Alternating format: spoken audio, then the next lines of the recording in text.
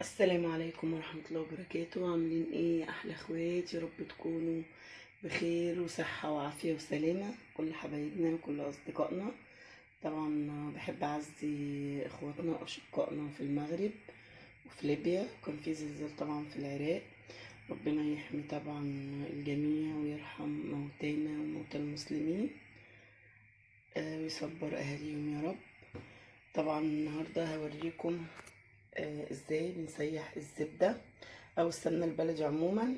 دي زبدة نيوزيلندي، هنسيحها. اقول لكم الطريقة الصحيحة لتسييحها. احنا اول ما بنجيبها بنسيحها بس كده، نخليها كلها تسيح على النار، وبنشيلها يوم في التلاجة لحد ما تجمد بالمنظر ده. تمام، لحد ما تجمد بالمنظر ده. وبعد كده بنخرم كده خرم بالسكينة هنا.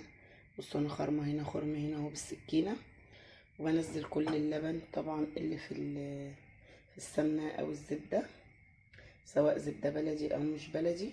بصوا نزلت شوية لبن صغيرين، دي افضل طريقة وما بتقعدش كتير كده على النار وتخس النص. طريقة التسييح.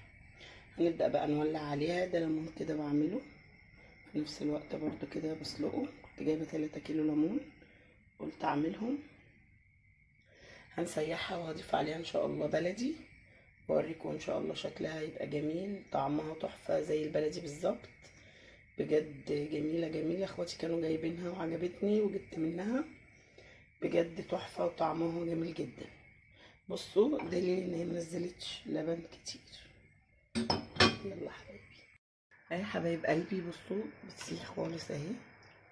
بصوا ما شاء الله والله، يعني شكلها ما تفرق كتير خالص عن البلدي. بصوا صافية وجميلة.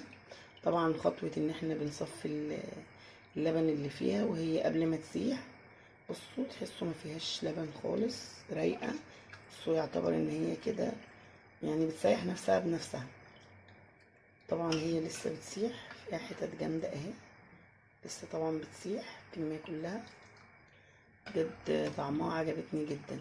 انا اول مرة بصراحة اجيبها واجربها. انا بجيب بلدي على طول، بس طبعا في ظل الغلاء اللي احنا فيه مش مانع ان احنا نجيب مثلا حاجة كويسة، وسعرها برضو مش رخيص. دي سعرها 80 جنيه للكيلو، ونحط عليها شوية بلدي ونمشي الدنيا يعني. مش هتقول لأ يعني ولا هتشتكي. بس تعالوا هنا بقى، يعني انتوا وحشيني كتير، محدش بيسأل عليا. في ناس طبعا كتير حبايبي بيسألوا عليا على الواتساب. انتوا فين بقى؟ الناس اللي اعرفها من زمان، يا ريت كده نرجع نتواصل تاني ونسلم على بعض تاني. بقول لهم طبعا انتوا وحشتوني كتير كتير كتير. طبعا بقى المخلل لا غنى عنه في البيت. طبعا عملت معاكم الليمون ده كتير واكتر من مرة. بديله كده غلوتين على النار. الكيلو ب10 جنيه الليمون، طبعا حلو مش وحش. كنت عايزة اجيب والله كمية اكتر، بس كنت تعبانة كده ما قدرتش اشيل اكتر من 3 كيلو بصراحة.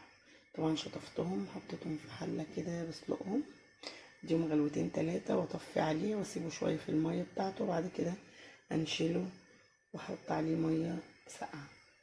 اهو هنا بيبدأ بقى اهي تغلي ان شاء الله. مسيح خالص. هسيحها واخلص تسيحها واوريها لكم. حبايب قلبي الغاليين، خلاص كده السمنة بصوا ساحت معايا خالص، الزبدة اقصد. تمام، هنيجي بقى نزود السمنة البلدي. لو طبعا مش حابة تزودي بلدي، مش حابة تزودي اي حاجة تشتغلي بيها كده، طعمها برضو جميل وتحفة. انا طبعا عندي هنا بلدي، هزود بقى ايه شوية كده عليهم بحيث ان الطعم كله يبقى بلدي. وعايزة تحطي اللهم صل على النبي شوية كركم، في ناس بتحبها كده صفرة. انا طبعا هستكفي قولوا معايا بالكركم اللي هو في السمنة البلدي. بسم الله اهو. اضيف بقى كده في اخر مرحلة، عشان طبعا السمنة دي انا مسيحاها من قبل. تمام اهو.